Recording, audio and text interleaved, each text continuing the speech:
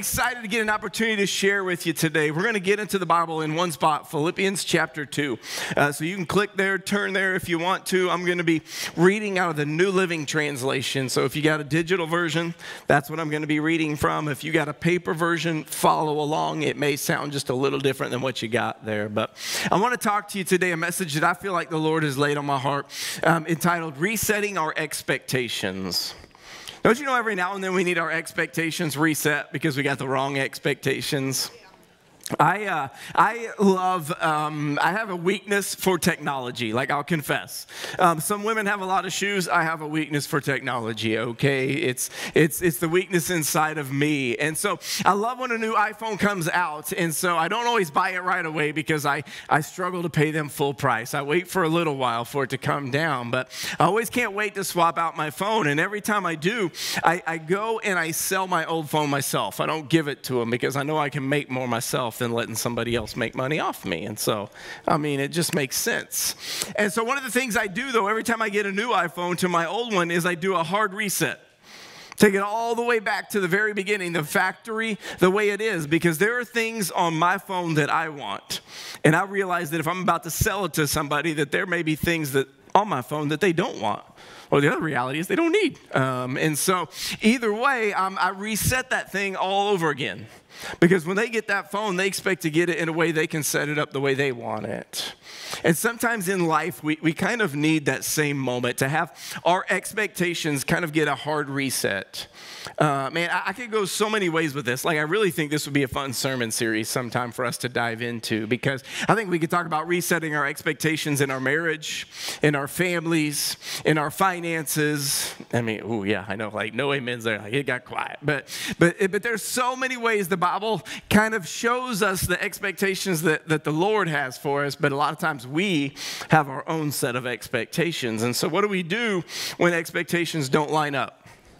Like, I know this. I know one of the greatest sources of frustration in people's life is when they have a set of expectations that somebody else does not meet. Y'all know what I'm talking about, because if any of you have dated somebody or gotten married, you know exactly what I'm talking about, because you come into a relationship with a set of expectations, and this other person has a different set of expectations. And when those expectations are different and come together, that's like when fireworks happen. And I'm not talking the good kind on the 4th of July, right? Those are the moments where we come together in relationships and, well, I thought you were going to do the dishes and cook me supper and have it ready for me when I get home. And I thought you were going to do the laundry, and I thought you were going to do this. Well, I thought you were going to make enough money I could stay home. Woo! See, there we go. Y'all know what I'm talking about. Some of them expectations already.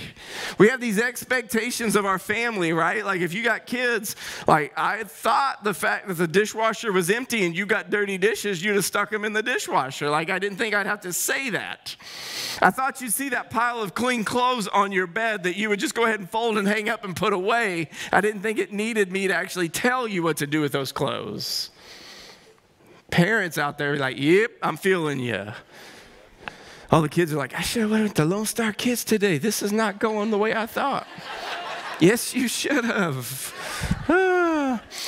Man, we got work expectations, right? We come to work and I thought my boss would care more about this, or I thought my coworkers would be helping me with this. And you've got one set of expectations and they've got another. And most of the time they become frustrating because we've never taken the time to get together and clarify those expectations. And I would dare to say that for some of us in this place, there is a set of expectations that we're frustrated with in our relationship with Jesus. And I would say it's because we've kind of come into it with our own set of expectations. And we haven't taken the time to really clarify if those are the same expectations that Jesus has for us. And when those expectations don't line up, a lot of times we get frustrated. Jesus, because you're not answering my prayer the way I thought you would. You're not answering it fast enough. You're not answering it in the way I thought you should.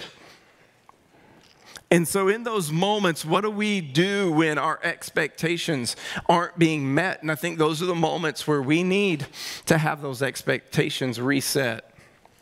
There's an author, Brene Brown, who says this about expectations, that Disappointment is unmet expectations. And the more significant the expectations, the more significant the disappointment.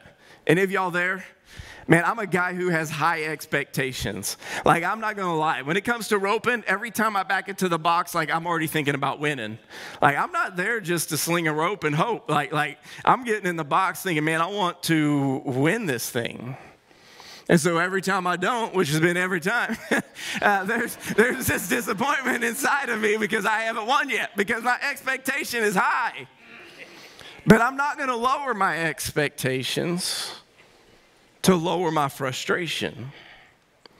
And so somewhere along the way, we've got to learn what we do in these moments where expectation does not line up with everything that we have. And I think for us with Jesus, there's a set of expectations that Jesus has for us. And so many times we get frustrated because he's not meeting our expectations. But I think so many times our expectations are stuck on the here and now, in this physical moment, and Jesus is focused on an eternal set of expectations that are going to live way beyond this moment that we find ourselves in. And so here's what I believe, that Jesus wants to leverage the physical for the eternal.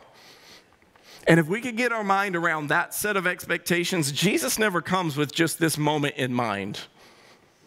But he's created this moment for a much bigger eternal purpose. And so many times our expectation is stuck in this one moment that we can't see it the way Jesus sees it. And so he begins to show us in Philippians 2 how he's called us to reset our expectations. And so Philippians chapter 2, starting in verse 3, it says this. It says, "Don't be selfish. Don't try to impress others. Be humble, thinking of others as better than yourselves.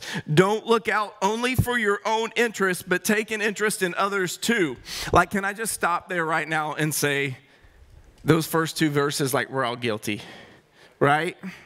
Like, I'm guilty. I'll put it that way. And if you are not guilty of any of those things in those first two verses, come see me after church, man. I would love to meet you and know how you are doing it. Because, man, I'm just going to be honest. Sometimes I'm selfish. I am. Sometimes I'm not looking out for people around me the way that I should. Like, I'm only looking out for me. I don't like it. I don't want to be that way. But the reality is, that is the world that we live in. That is the culture that we are all growing up and living in right now. And he's about to say, stop, because that's not my expectation for my people. Verse 5, "You must have the same attitude that Christ Jesus had." Like, it's time for an attitude adjustment. I think that was the nickname of my dad's belt when I was growing up too. Any of your other dads had that nickname for your belt? It was the attitude adjuster. It was amazing how quick things changes when you heard that ching, ching, ching. Like, you knew. I'm good, Dad. "Though he was God, he did not think of equality with God as something to cling to. Instead, he, Jesus, gave up his divine privileges. He took the humble position of a slave and was born as a human being. And when he appeared in human form, he humbled himself in obedience to God and died a criminal's death on a cross." Like, to me, suddenly Jesus just took all of the expectations that we may have had, and he kind of shook it up and said, let me turn this whole thing upside down for you. Because in this world, it's going to try to get you to be selfish, and it's going to get you to try to impress other people. And it's not going to want you to be humble and think of other people as better than yourselves. It's going to want you to put yourself ahead of everybody else. Because that's the world that we live in.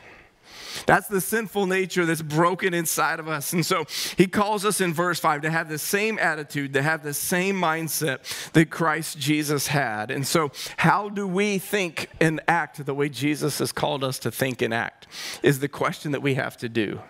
But in order to do that, we have to get this. I think so many times we want to make Jesus more like us than make ourselves more like Jesus. Because if I can make Jesus more like me, I can justify the way I am. But if I have to make myself more like Jesus, suddenly there's no system of justification at that point. I want you to hear something. The goal in life isn't to be a better version of you. I'm just going to say that now. The goal in life is for you to reflect Jesus to a world that desperately needs him. That's the goal as a follower of Christ. If you just want to be a better you, you're never going to be good enough.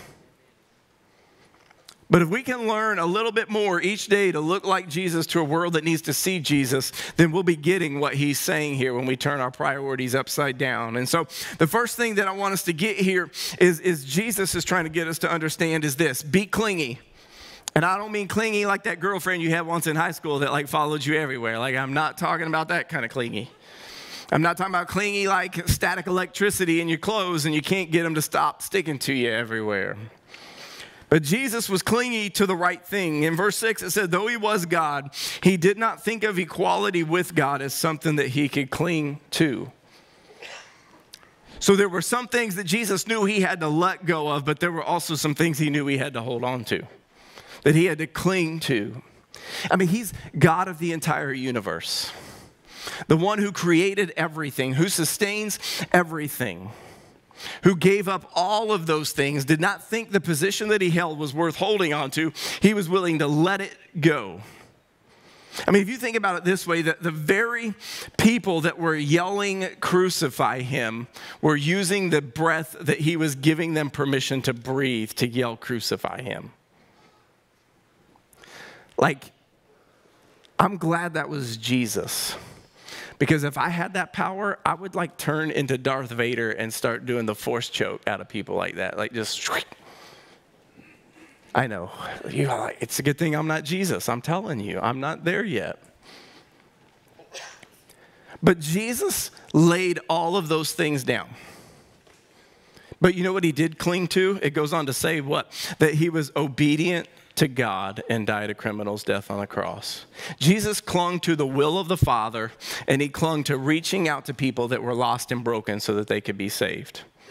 That's what Jesus held to. That was what he was clinging tightly to. If anything else, he was willing to let go of all that was rightfully his in heaven. He was willing to let all of those things go, but he was holding on to the will of the Father, and he was holding on to every person who would ever be lost and broken and destroyed by sin because he wanted to save them.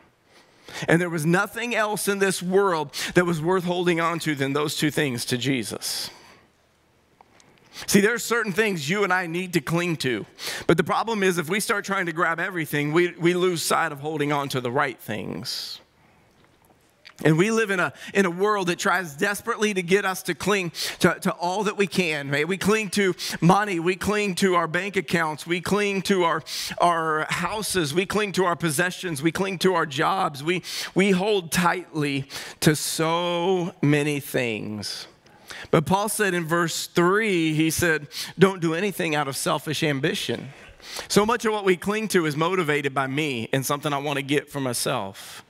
In fact, that word selfish ambition is literally a political term about electioneering to try to promote oneself ahead of others so that you'll pick me.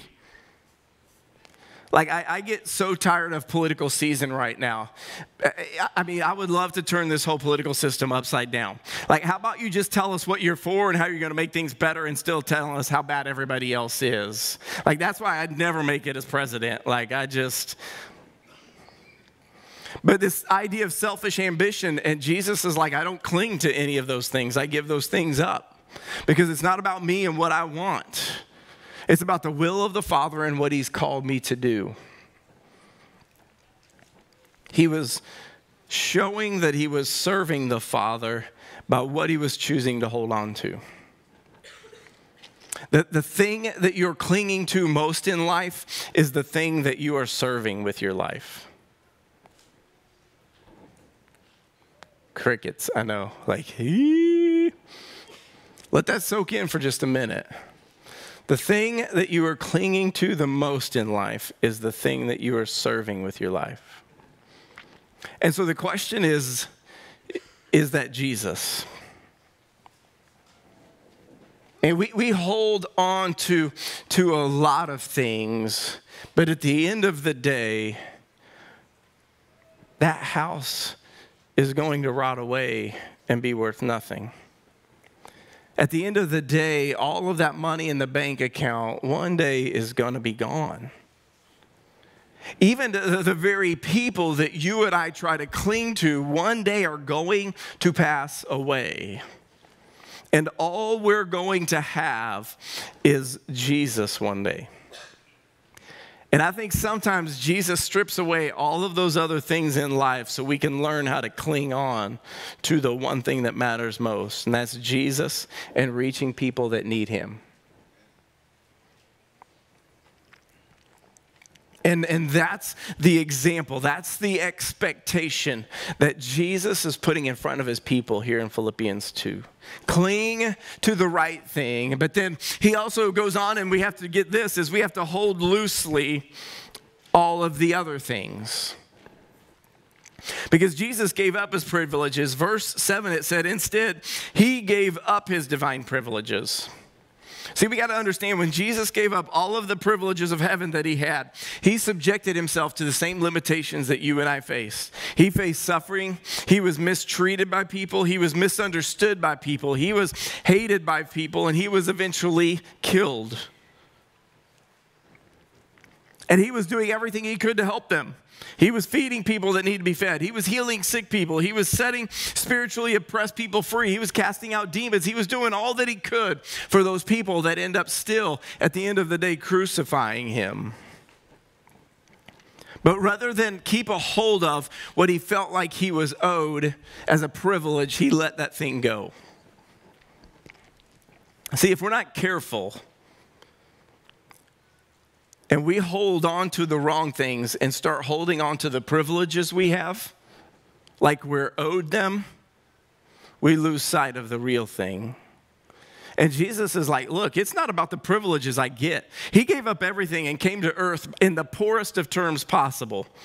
The King of the universe should have came in a much different way and lived in a much different setting. And instead, he gave up all of the privileges and all of the rights that he had. And instead of demanding those, he came as one of the poorest of the poor and served those that were hurting and broken. He didn't come in a castle. He didn't come with kingdom and fanfare. People didn't wave palm leaves and feed him food his entire life. In fact, he came just the opposite. But somewhere along the way, if we're going to demand to have our privileges, we start to feel entitled and start to feel like we're owed some things. Let me tell you, privileges are just that. They're a gift. They're a privilege, and we're not owed. And yet, somehow I think in culture, we have begun to feel entitled and owed some things because of privileges that we've enjoyed. Nobody owes you health care. Nobody owes you a good job. Nobody owes you a college education. That's a privilege.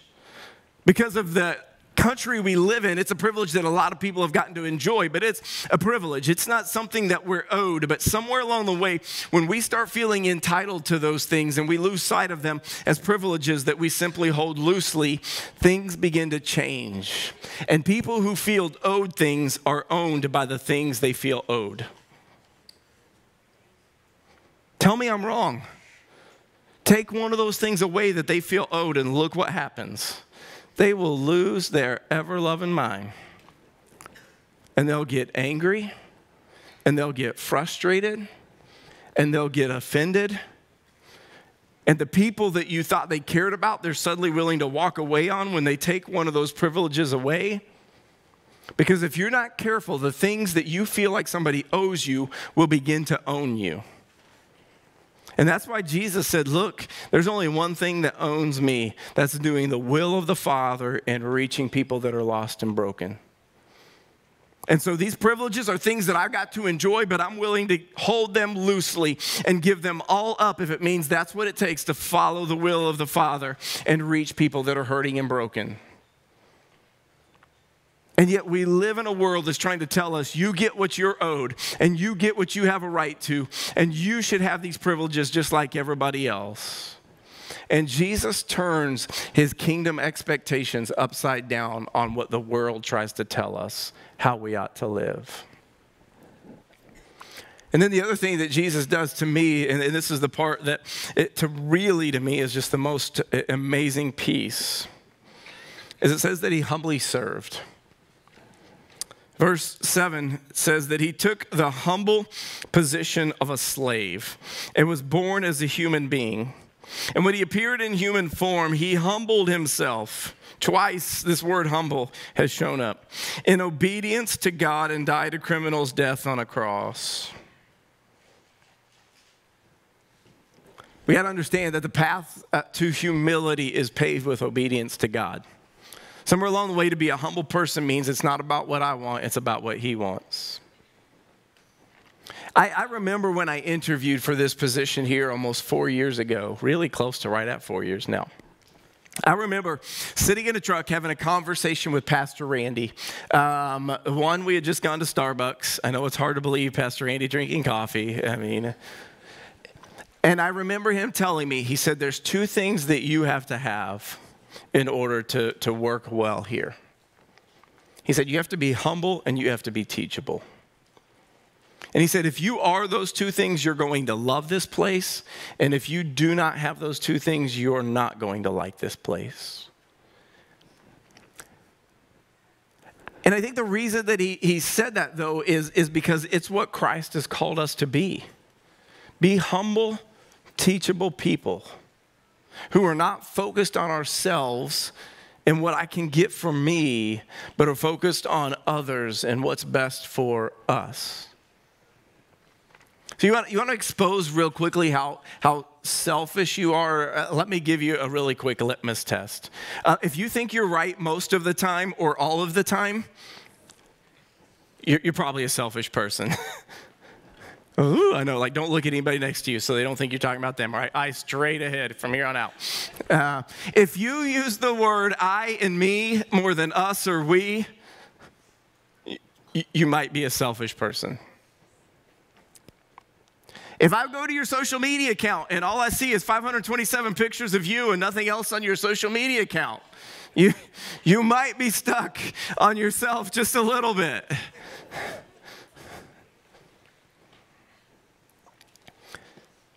But Jesus came in the humble position of a servant. And I've heard Pastor Randy say this, and the longer I've sat in a position of leadership, the more I believe it's true.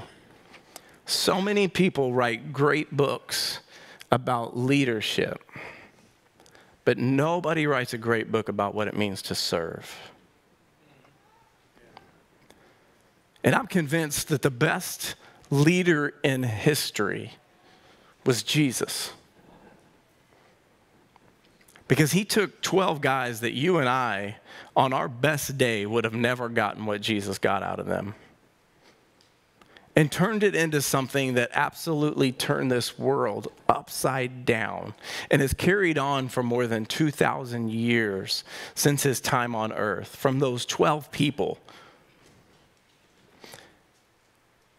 And he did it from the position of a humble servant. Not from an elevated position of authority and influence that we would think somebody would want in this world to lead a lot of people. He did it as a nobody. Really, for the first 30 years of his life, short of a couple stories when he was a kid, we don't even know anything about the man. He lived in almost relative obscurity until the last 3 years of his life. Not trying to build a platform, not trying to build a name for himself, not trying to gain influence with the right people so he could turn things upside down. Just showed up humbly serving the hurt and broken and doing what the Father asked him to do. And if we could get a hold of this, we could turn this world upside down for Jesus. But in order to get a hold of it, some of us need a hard reset in our expectations of what it means to follow Jesus. Because the reality is, I thought Judge Mack said it so well, and this is what has stuck in my head from hearing it last week. You and I are saved to serve. That's what Jesus is saying here in Philippians 2. You're not saved to hold a position of leadership, other people. You are saved to serve people. You're not saved to take up a chair on a Sunday morning. Although I'm glad you're here. But you've been saved, and we pour into you every week because at some point, Jesus wants to take your life and use you to serve other people and pour out into them what's being poured into you right now. Every week we come to church because there are people that are not interested in just waiting for somebody to give them something, but they're interested in giving back because of what Jesus has done in them. That parking lot crew out there, in my opinion, is one of the most humble and incredible teams that we have here. Rain or shine. Yeah, give them a hand, man. Rain or shine, hot or cold. After every team roping, Mr. Jerry O'Brien that leads that team, if y'all have never met him, I would encourage you. Every time we have a team roping, he's here. I don't even know what time he gets here. I'm here by 7, and he's usually already here with a scoop shovel, going through the parking lot, cleaning up the deposits of fertilizer left from that team roping. So when you come to church on Sunday, you can walk through the parking lot without stepping in something. That every week we have an incredible team of people that serve back in Lone Star Kids and love on kids well. And God bless any of you that would ever give your life to go serve in Lone Star Kids. I think it's awesome. I love kids in short bursts. So thank you. But the fact that somebody would give up of their time and go back there and deal with kids that are crying, kids that are hurting, kids that are frustrated, that don't want to sit still for more than 30 seconds and take the time to share the love of Jesus with them is an incredible example of what it means to be a humble servant. We have people every week that open up their homes to life groups, and I understand that that is not a 1 or 2 hour commitment. If your spouse is anything like mine, like she's cleaning the house the whole day before she's about to let somebody into our house for a life group, and then she's cooking things and preparing things and making sure everything's set out and looking nice, and that hours that are spent in getting ready for a Bible study, also we can spend a couple of hours together. Some of the most humble servants this church has got is our life group leaders. Is inside of our men and women's ministry every Thursday night and Friday morning for the ladies. For the men and women that work hard all week, that try to be moms and dads, that have responsibilities more than most of us can even grasp, and yet you take the time for a couple hours every week to come and pour into other men and women and sacrifice so much and are an incredible example of what it means to be humble and serve. And the reality is there's room for you to come be a part of any one of those things that you want to be a part of. There's room for you and I to reset our expectations and stop waiting for somebody to do something for us and making it about me and I, and turn that thing upside down and start making it about us and we. Because this is not just my church, this is our church. And this is not just my message, this is our message from Jesus that he's given to us. And it's not about me, it's not about any one person, it's about all of us together doing what God has put inside of us to do what we can to serve those people that are hurting and broken so that we can reach as many people as we can for him. Because that's all that matters when it's all said and done. This building one day is going to fade away, these chairs are going to rot out. All we're going to have left is the eternal things that we have invested our life in. And so the challenge that we have in this moment to me is this, is are you willing to nail your expectations to the cross and live for Jesus' expectations of you? That answer has eternal implications. Because if you are willing to die to what you want and live to what Jesus wants for you, I promise you, he's going to use your life and do some awesome things. But somewhere along the way, you and I have to be willing to nail our expectations to the cross. I have to die to what Jason wants. Because there are days where I don't want to do what I do, but it's not about what I want, it's about what he wants.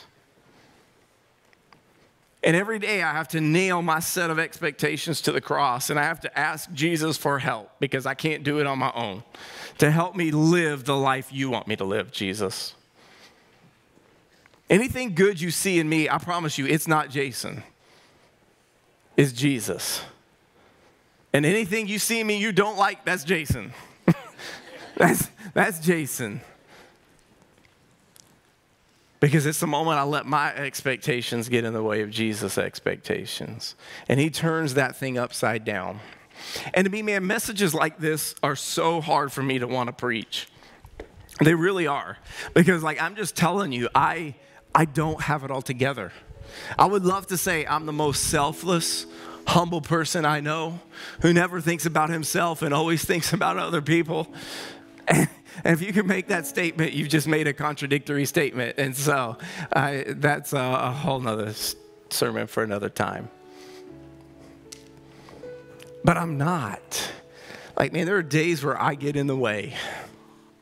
There are days where I am just selfish and I don't think about the people around me. I get stuck on what's going on inside of me. There are days where I don't think, God, what is your goal today? There are days where I'm thinking about, man, this is Jason's ambition and goal for the day. And I have spent so much of my life chasing after that and realizing that I don't even want what Jason wants when it's all said and done. Because the moments I've got it, it's left me empty inside. You know, some of the greatest moments in my life that I have felt the most satisfied are the moments where I have served and loved other people well. Not the moments where I got what I want.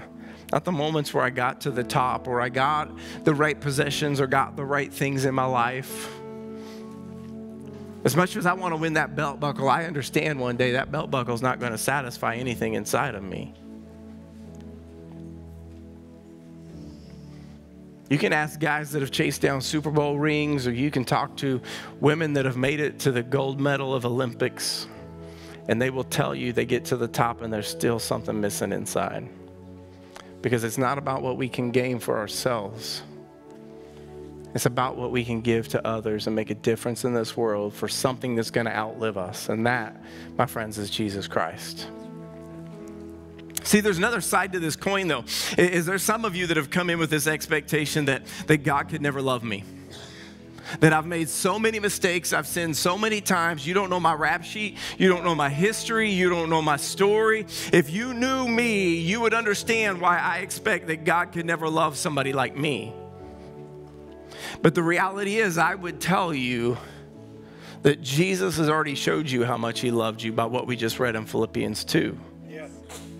Because he gave up all of heaven and everything that he had every right to. He laid down all of those privileges, and he humbled himself in one of the most humbling ways possible to follow the will of the Father and die on a cross and be crucified because he loves you. And you can't ask for a greater message of affection than that.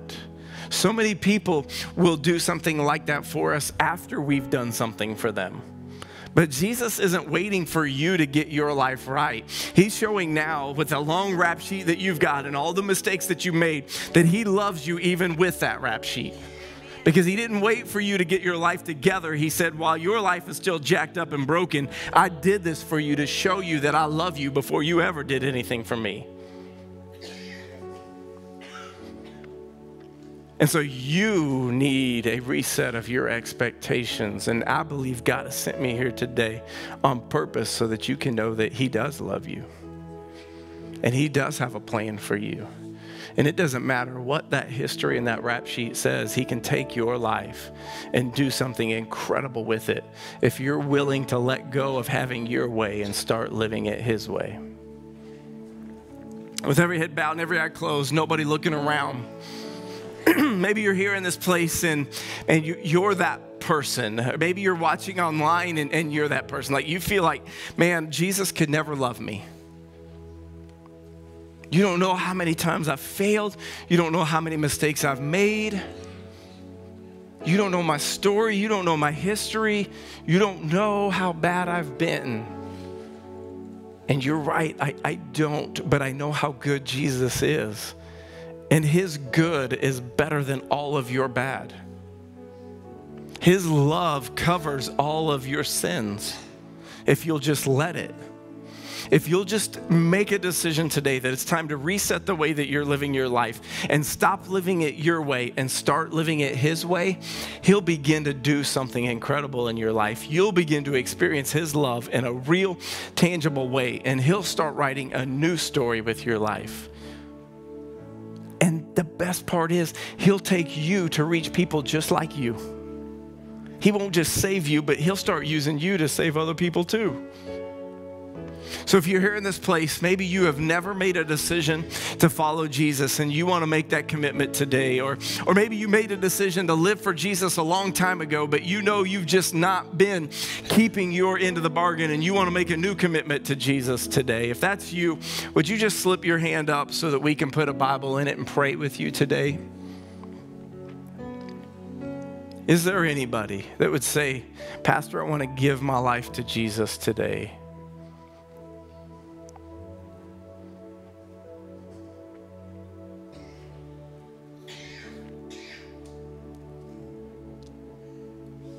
Okay. Let's stand all across this place.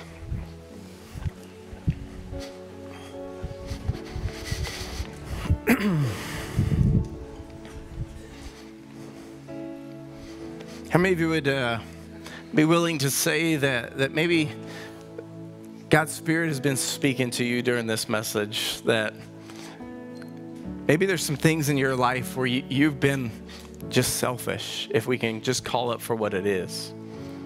And you've kind of focused on you and yourself and what Jesus can do for you. And maybe it's time to nail some of those things to the cross and give them to Jesus and ask him, what is his expectation of you today?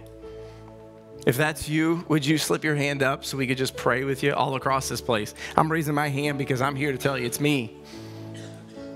Let's just take a moment here at the end of service for every hand raised here, every hand raised online, and let's just make a commitment to God by these raised hands today that we're going to nail those things to the cross that he's dealing with us about, and we're going to ask him to help us change our expectations and live for him. Jesus, I'm so thankful for every hand that's raised in this place here, for every hand that's raised online, for those that are watching wherever they may be. I'm thankful, Holy Spirit, that you love us enough to show us the areas in our life that don't line up with your word. I'm thankful for the grace that you show us in pointing those things out. And I thank you for those that raised their hand today, myself included, that had the courage to say, I am selfish, but I don't want to be that way anymore.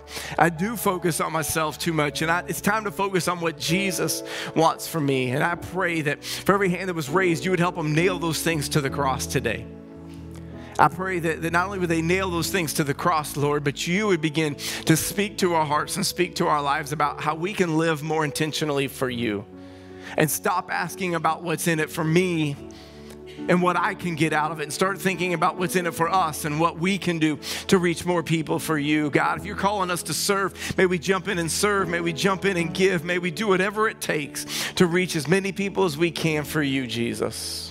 And we make this commitment with hands raised to you today, asking it all in your name. And everybody says, amen. Listen, our prayer team is up here. If you need prayer this morning, please come down and let one of our prayer team members pray with you. We love you guys, and we'll see you back here next week.